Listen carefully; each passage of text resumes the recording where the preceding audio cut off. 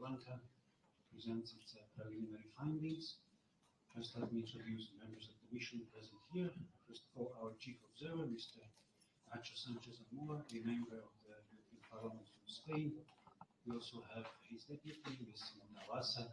My name is Marek Branchka, I'm the press officer.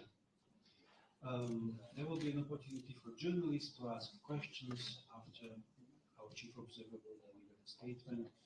And there will be also a preliminary statement as well as the press release available for you outside of the Zoom at the end of this event. By participating and sitting here in these rows, you have also given us consent to use your images, pictures. As you see, there are cameras who can film, photograph. If you don't like to be filmed or photographed, there is a designated area on the right side of the room for you. The images might be used by our mission or by the European Commission, on website, social media. And those that we will not use the images, those will be deleted after the event. Now, without any further ado, let me pass the floor to our chief observer. Thank you, Marek. I have just noticed my first speech is very long. Sorry for that. I'll try to keep it short. Well, first things first, thank you for coming. The ambassador, the Carmen, the ambassador, journalists, professionals. I'm part of my team in Colombo. We are very grateful for the invitation of the Ministry of Foreign Affairs and the Election Commission. In one of the main newspapers of the country, we were situated in the same level as one Indian military vessel, 3 Chinese military vessels, and the guys coming from the European Union. And the rest of the paragraph, it was who invited these guys? Who invited these colonial guys? We were invited by your authorities. We never conduct any kind of observation without having a prior invitation of the authorities. We are very grateful to the state institutions, the judiciary, the civil society, very active, the media, the political parties, and the people. The people that, my personal experience, we receive us with the most warming, welcome smile in every polling station, and this is very rewarding. And also thank you to my team, to my excellent team, led by Inta and Marek, and the colleagues, and Basil and Ralph and many others, having sustained this effort of the European Union to try to be of help for the country. Allow me to say something about the context of the mission. We accepted the invitation of Sri Lanka. We had to choose among many invitations, and we decided to come.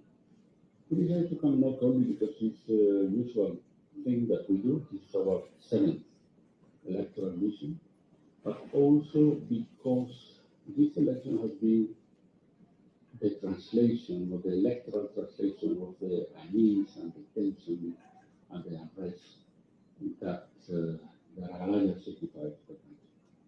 And we were very interested in knowing in which way this crisis, having been conducted out of the institutional challenge, could be finally channeled by the electoral laws and the institutions and in a peaceful way.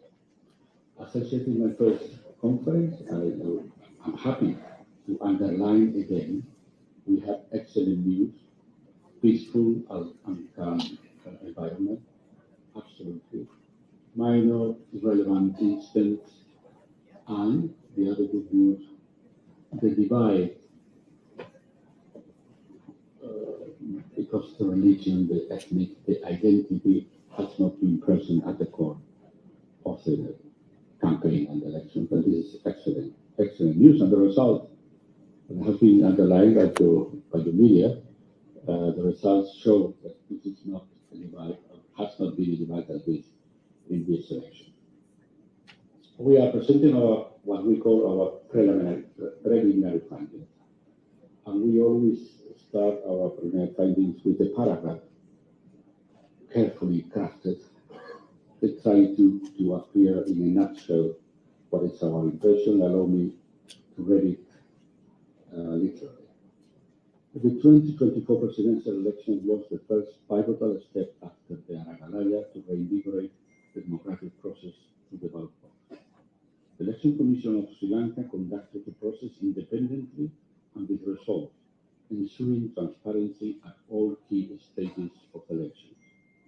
The contest itself was pluralistic and fundamental freedoms were broadly respected.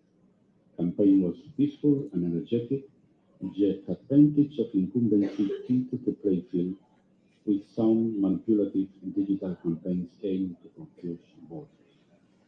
Election day was orderly and calm, respecting the right of voters and principle of transparency.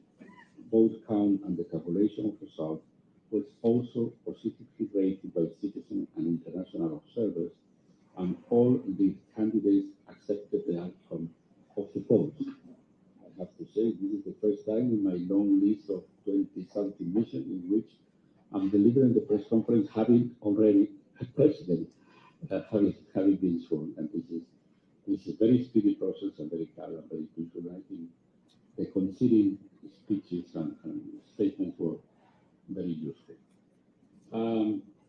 What is the problems that we appreciated in a general environment of excellent conduct of the elections? We don't ask in any way to a reshuffle, to the reform of the electoral processes, but there are probably they need a kind of fine tuning.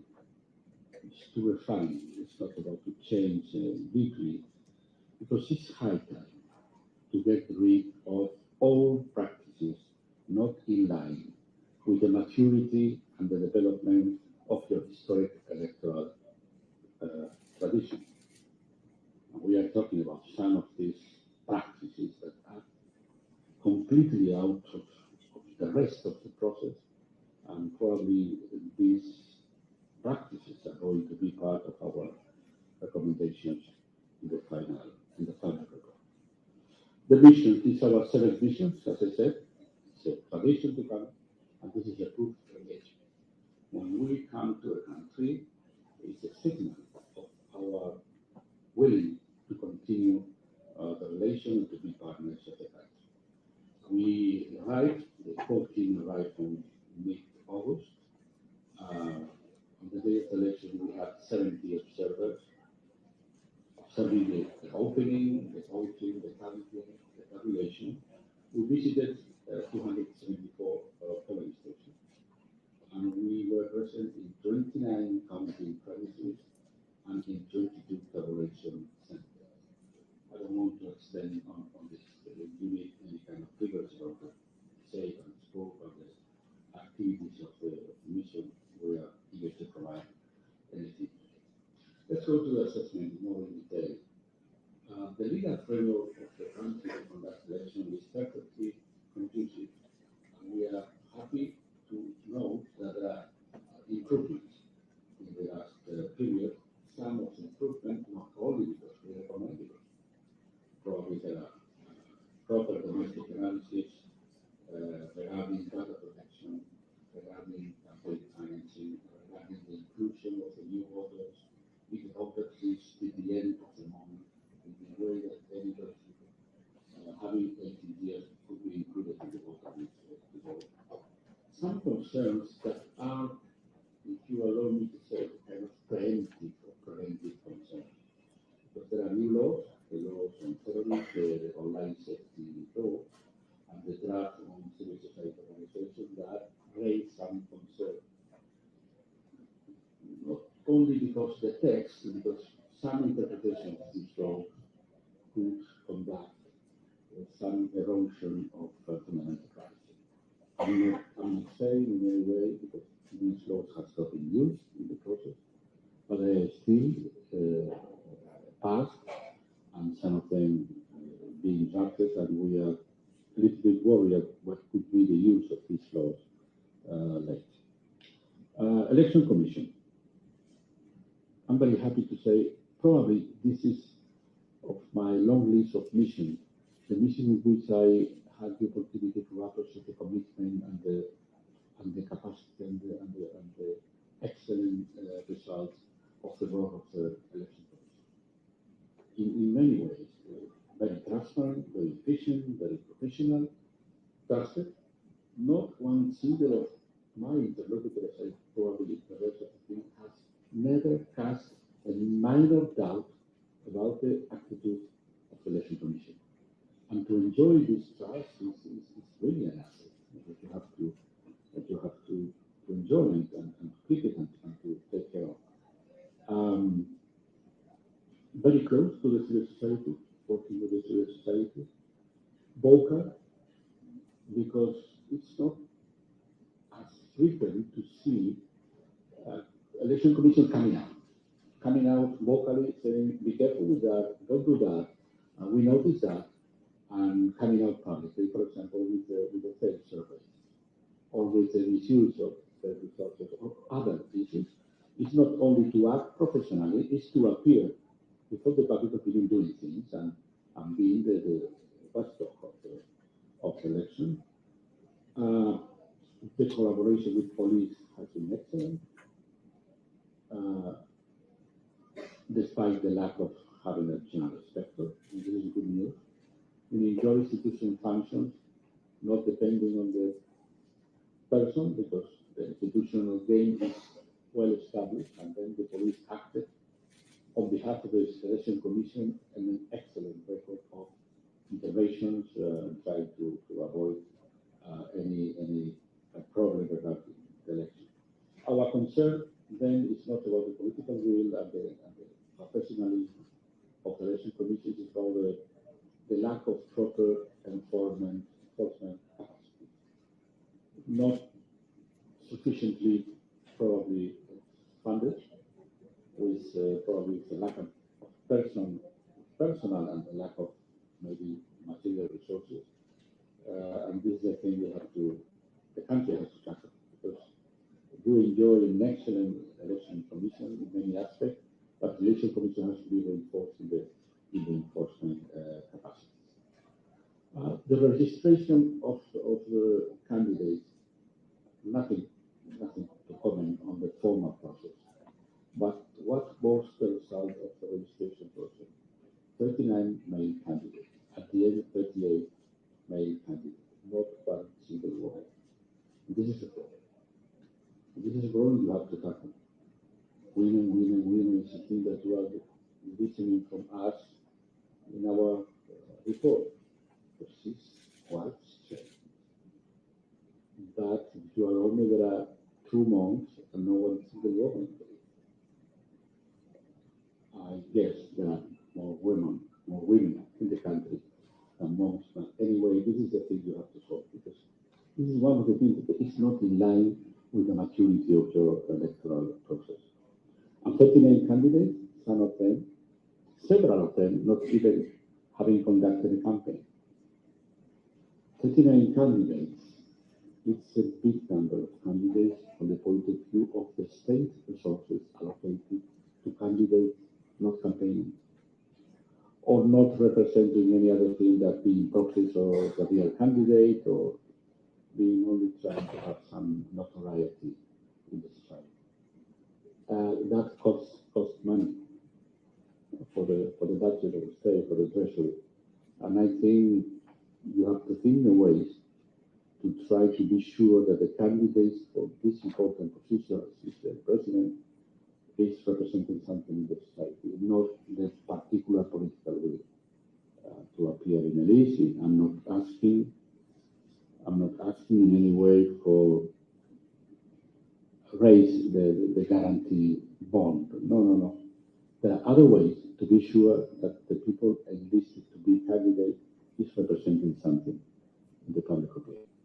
On the campaign, perfectly peaceful, energetic, with the candidates not using religious divide, but approaching religious communities and ethnic communities, every one of them, and breaking a little bit this old traditional alignment having to do with geography and ethnicity. It's true, at the end of the campaign there was a growing hostility and a growing race of the hostile narrative, especially in social media, but this is a trend, unfortunately, in every country of the world. And we all have to deal with this kind of new phenomenon. The contendants, they were real contendants, offering different things. Sometimes in many regimes there are several contendants presenting exactly the same. No, this has been a free campaign offering to the citizens real alternatives. The level playing field, this is an issue that I have just mentioned, and the advantage of incumbent in many aspects. One common to the other candidates, lavish promises of raising salaries immediately, commitments to interest-free loans for students and for small businesses, social benefits. This is one phenomenon. The realistic approach to this kind of commitment and the trust of the people in the feasibility of this commitment. The other part is less common, and is the use of the state officials for campaigning, the use of the state vehicles campaigning, and I think this misuse of the state resources has been fueled also because the lack of the counterpower that could be the local and provincial political bodies. Because if the local and political bodies are appointed by the central government, is the central government exercising any competence? And doing so is blurring the lines between government and campaign. Finance, for the first time, we are very happy to have recommended the country to go ahead with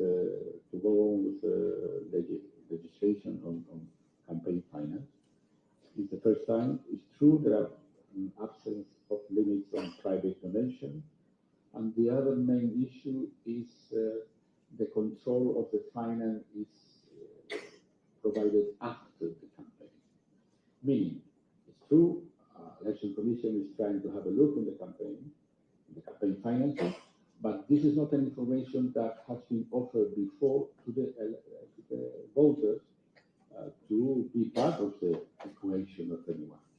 And I think it could be an effort for the Election Commission, but the finance campaign is not the data to collect for the history.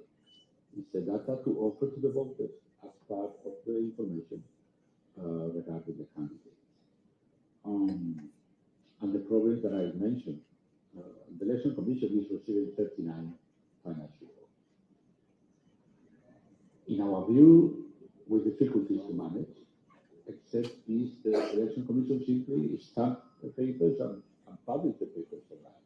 And for that reason, we insisted a lot in the digital format of the forms of the financial reports of the candidates, in a way that the task that is difficult to take for the Election Commission could be done by the civil society. But if at the end we only have 39 piles of paper, it's going to be difficult, and this is another issue to tackle, the format of the financial reports of the candidates. Media, we have been following and checking and tracking 6 TVs, 2 public, 4 private, 3 radios, 3 newspapers, and 4 online outlets. Some of prominent media have not complied with the obligation of offering free airtime to some of the candidates. But the main problem of the media is the partisan bias, the partisan alignment of the most part of the media, and the lack of debates. Of course, the people know very well what papers are supporting one candidate, but at least to have some debate in a way that you can compare the offers and you could see the contendants struggling faithful with another, offering a more complete and not only a partisan biased information. And another concerning subject, this fear-mongering campaign about the violence. Sometimes I had the impression that the people asking or predicting the violence as inevitable, they were looking for a kind of self-fulfilling prophecy. To me, it was astonishing. When I visited the premises, it was so calm, so peaceful, completely any kind of unrest, not to say tension. And then there is a campaign in the media saying, violence is happening, violence is happening, violence is happening. And this is a thing that has been spread by some media, and this is far from any kind of professional approach from a journalist. Social media. We have been following 300 accounts in the social media, having at least 1,000 followers each, trying to have a map about what happened in the social media. We noticed, as I said, especially in the social media, the increasing of the hostile rhetoric, especially at the end of the campaign, manipulated content. As I said, it's happening elsewhere. Accusatory statement, the invasion, the colonization of the gossip program and entertainment programs by politics and partisan politics, and even the use of private social media accounts for campaigning, using relevant people, influencers, and people having a lot of followers, allowing to use their accounts for political purposes. Luckily, there are fact checkers. We don't do fact checking. We follow the media, and we then and we trust the domestic reliable fact checkers, just to in case. And we know the efforts of the Election Commission to deal with the platforms, asking them to respect the law with inconsistent results. There are platforms that they comprehend they have to refrain or to reinforce the control that they have, and there have been other completely disregarding the idea. And for that reason, we have campaigned during the silent days and during the day of elections, because some of the social media platforms, they simply didn't intervene when it was clear that it was direct campaign during the silent days. The fake surveys have been one of the issues that you know that has been addressed by the Election Commission. Civil society, congratulations, lively, committed, very agile in the things, pointing at some things like transparency and inclusiveness. And I think we have some good record on the inclusiveness of the elections regarding people with disabilities, better than in other occasions. Of course, they have been following the disinformation, and they have been trying to debunk some disinformation, and they track violation immediately to communicate to the Election Commission and the Election Commission to the police. I have to praise the police at the way in which the police immediately were active following the instructions of the Election Commission. The election day was very professional, very professional. It's true that you are tasking the main functions to civil servants. They are educated people, know very well how to deal with papers, many papers, but they did very well. A few females chairing the polling station board for many reasons, but this is the thing to do. But in the counting center, there were a lot of females chairing